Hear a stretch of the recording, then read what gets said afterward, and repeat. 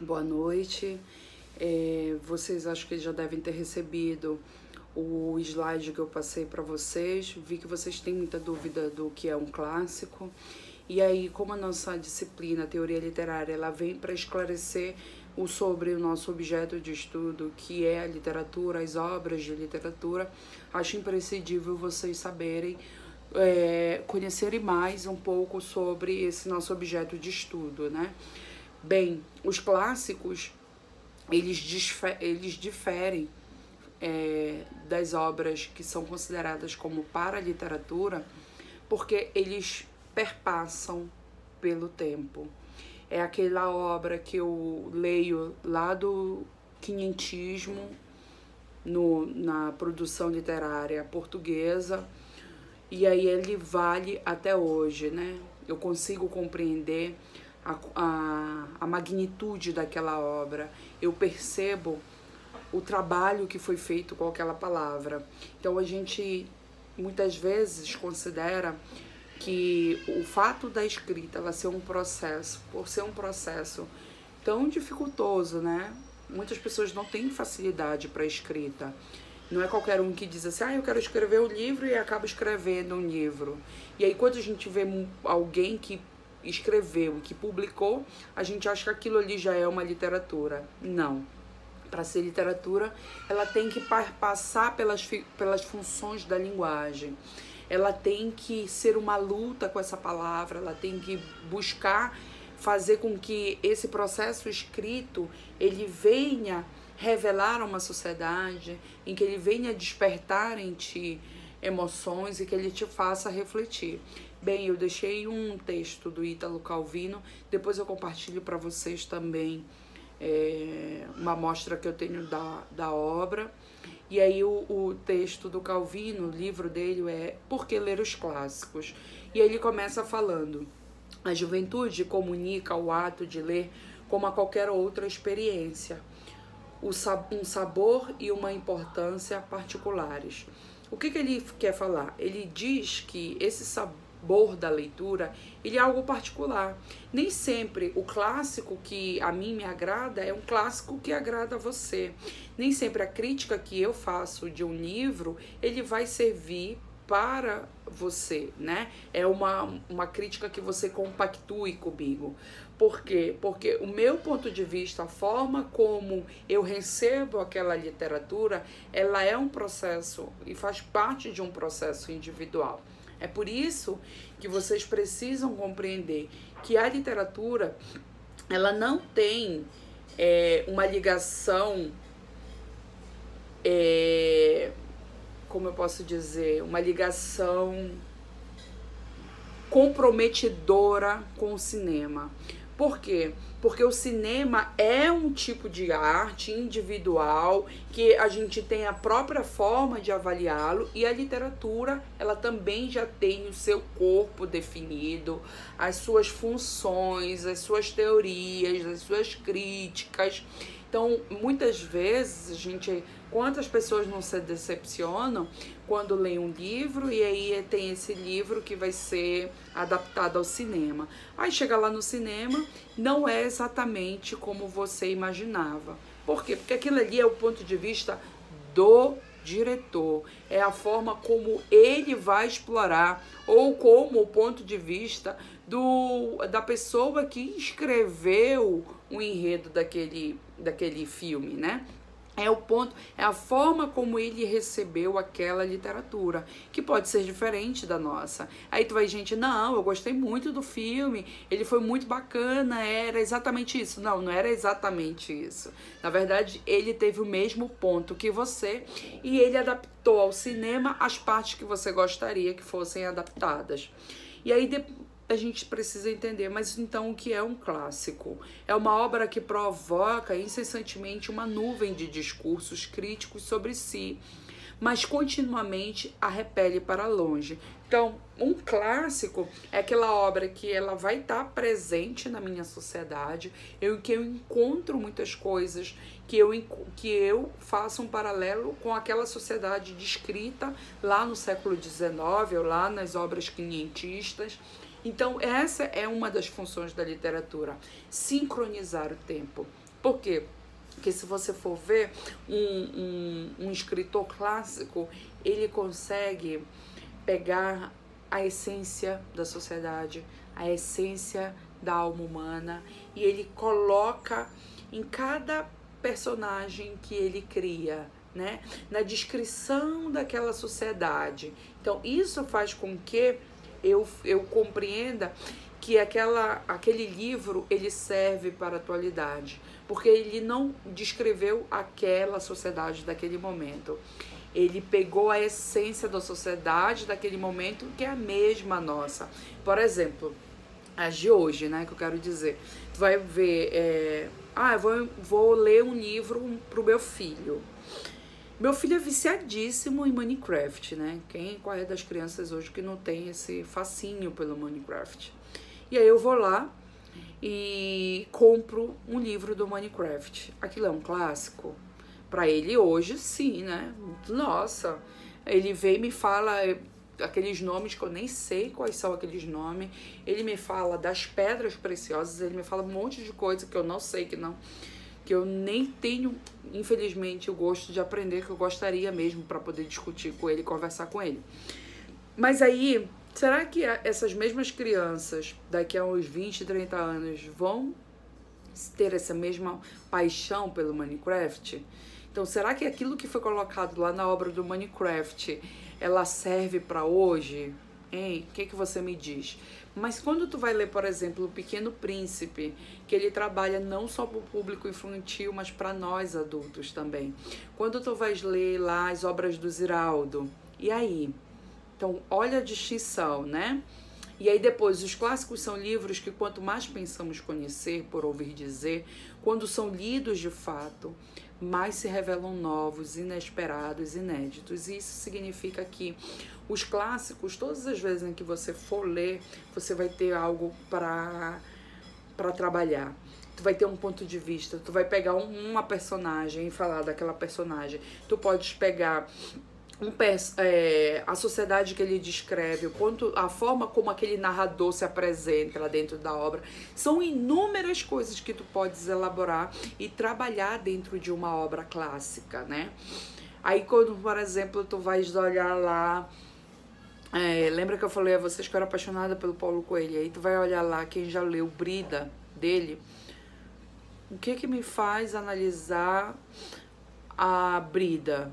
O que ele me revela daquela sociedade? Nada. Ele é um livro muito mais de autoajuda, se tu fores observar. O Paulo Coelho, ele veio falar, é como se ele pegasse os personagens e esses personagens para tratar as suas dificuldades, as dificuldades pelas quais passamos. Então, ele não faz um trabalho minucioso dos personagens. Não, ele faz um trabalho para que você se trabalhe, para que você se resolva, né? Um clássico é um livro que vem antes de outros clássicos, mas quem leu antes os outros e depois lê aquele, reconhece logo o seu lugar na genealogia. O que ele quer dizer com isso? O que é essa genealogia? Quando eu tenho um clássico, eu tenho uma família de clássicos. Então, quando quando Clarice chegou, já tinha tido Machado de Assis, Lima Barreto, Gonçalves Dias. Eu já tinha uma família pregressa que apresentou a literatura clássica, né? Aquilo que era para ser lido, aquilo que era para ser discutido, por que aquilo tinha que ser debatido, por que aquele livro tinha que ser lido. Porque ele faz uma reflexão muito sobre o ser humano, sobre a sociedade. Quando tu vais ler lá a obra da Clarice, A Hora da Estrela, pequeníssimo, uma delícia o livro, super recomendo a vocês. Ele faz uma crítica, sabe, do que é inclusive o belo, do que é a figura feminina, do que é a mulher e os seus interesses sociais, sabe, do que é a mulher nortista, então, nordestina também, porque a Macabea é nordestina, mas nesse processo, quando se vai ao sul, tu percebe esse processo de exclusão iguais ao do nordestino, né, para o nortista. Então, é um livro que também vale a pena. É clássico aquilo que tende a revelar as atualidades, a posição de barulho de fundo, mas ao mesmo tempo não pode prescindir desse barulho de fundo. Então, tu vai ver que as obras literárias, aquilo que está explodindo na sociedade, muitas vezes o escritor, ele joga dentro de uma obra. E aí, ao jogar dentro dessa obra, ele critica essa sociedade, mas te fazendo refletir sobre a sociedade, porque ele põe exatamente os atores que nós temos dentro da nossa sociedade. Quando tu vai olhar lá, por exemplo, a escolinha do professor Raimundo, quem é professor sabe que sempre vai ter pessoas com aquelas características dentro de uma sala de aula, sabe? A galera do fundão, a galera da frente, todos aqueles personagens tu vais encontrar. Então, um escritor, ele muitas vezes ele traz esses recortes sociais e coloca dentro de uma obra. E aí é clássico aquilo que persiste como rumor, mesmo onde predomina a atualidade mais incompatível. Então, por exemplo, se tu fores olhar hoje, ler a obra Triste Fim de Policarpo Quaresma, e a gente hoje fala de uma sociedade decolonial, né? Os estudos decoloniais. Aquele estudo decolonial é de uma valorização da nossa sociedade, dos nossos saberes, com relação aos nossos conhecimentos, às nossas origens. Isso é decolonial. Eu me desamarrar de tudo aquilo que me prende, que diz que é o correto, né? Como, por exemplo, quando os europeus chegaram, eles nos oprimiram, eles nos esmagaram com os saberes que eles trouxeram. E por muitos anos nós vivemos amarrado ao que eles falaram como certo. E aí o Triste Fim de Policarpo Quaresma, ele vem fazer essa valorização da nossa sociedade, da nossa cultura, dos nossos saberes, né? Então, lá Lima Barreto, século XIX, e super atual, porque ele vem falar de algo que hoje nós discutimos, assim, a academia vive falando, vocês vão ouvir muito sobre essa palavra, decolonial, Amazônia, tudo que tu colocas aí para fora sobre a Amazônia, logo você é aceito, logo você ganha bolsa, porque é algo que as pessoas querem conhecer, né? Os clássicos servem para entender quem somos e aonde chegamos, ou seja, os clássicos, pelo processo de reflexão que eles nos fazem ter ao ler uma obra, eles nos fazem analisarmos os comportamentos tidos como normais, né? A figura, por exemplo, daquela mulher oprimida, daquela mulher que era Lucila, né? Que ela era uma mulher dos tempos atuais, mas que ela era super criticada para aquela época, né? Então, ele nos apresenta o caminho, mais ou menos. Quando ele critica alguma coisa dentro dessa obra, a gente percebe que aquilo ali pode ser modificado, que a gente pode dar um novo olhar, que a gente pode fazer diferente daquilo. E aí eu coloquei para vocês no penúltimo slide as funções da literatura, de que tanto falo, né? Que é o que faz ser uma obra, ser literária ou não. As funções da literatura são a função cognitiva, estética, político-social e catártica, além daquela sincronizadora, da qual eu sempre falo também, que é unir um tempo longínquo com um tempo atual. A cognitiva é nos fazer refletir, conhecer mais a fundo essa sociedade por um ponto de vista desse escritor, daqueles escritores daquele período modernista, simbolista, enfim, né? Então, ele acaba nos ensinando muitas coisas sociais ou mesmo psicológicas E a estética existe para ser admirada porque é bela. O que é esse belo? Esse belo não tem a ver com gosto, né? Ele não tem a ver de eu dizer, eu não gosto dessa, achei horrível esse livro e por isso eu acho feio esse livro. Não, esse belo é fazendo uma valorização dessa nossa capacidade humana, essa nossa capacidade de nos superarmos a partir do processo criador, de nós criarmos esses mundos literários. E a função político-social interfere na sociedade, é aquela que tem a opinião das pessoas, que seja engajada, comprometida com a defesa de certas ideias políticas. Então tu vai ver, por exemplo, o Inglês de Souza, né, apresenta muitas vezes dentro da obra dele a posição política dele de positivista liberal. Então tu vais compreender que esse processo da literatura ela vai ter muitas vezes esse cunho político, principalmente para apresentar a sociedade da qual ele está descrevendo. E a catártica que ele fala é quando eu extravaso uma emoção, é quando tu termina de ler um livro e tu fica lá em um processo de degustação ainda da obra, né? Tentando digerir aquela obra. Tu ficas ali, eu não quero falar com ninguém, eu quero refletir sobre esse livro, eu quero sentir ainda mais esse livro, porque ele despertou isso em mim. Ou porque tu choraste com o personagem, ou porque tu ristes com uma descrição.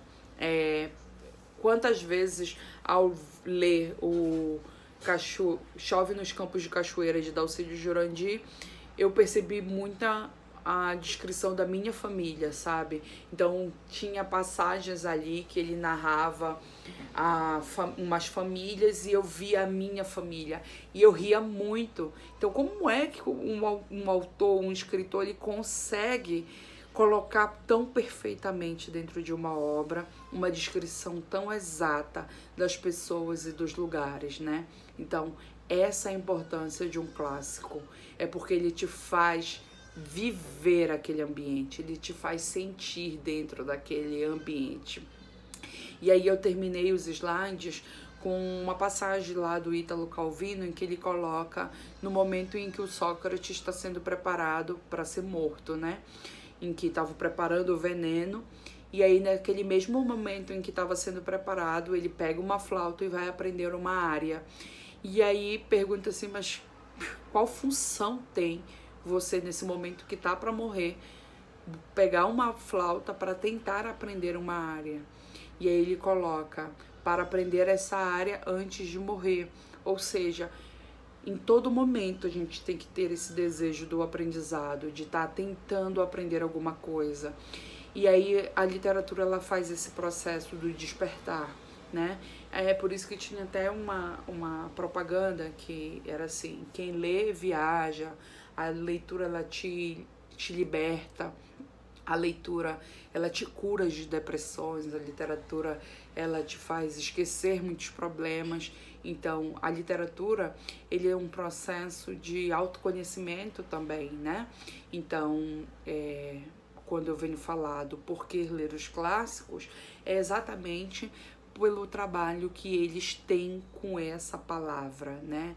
Ela não é um livro de autoajuda, é um livro para você compreender a sociedade, as pessoas de uma determinada época ou de uma sociedade atual, tá bom? Obrigada.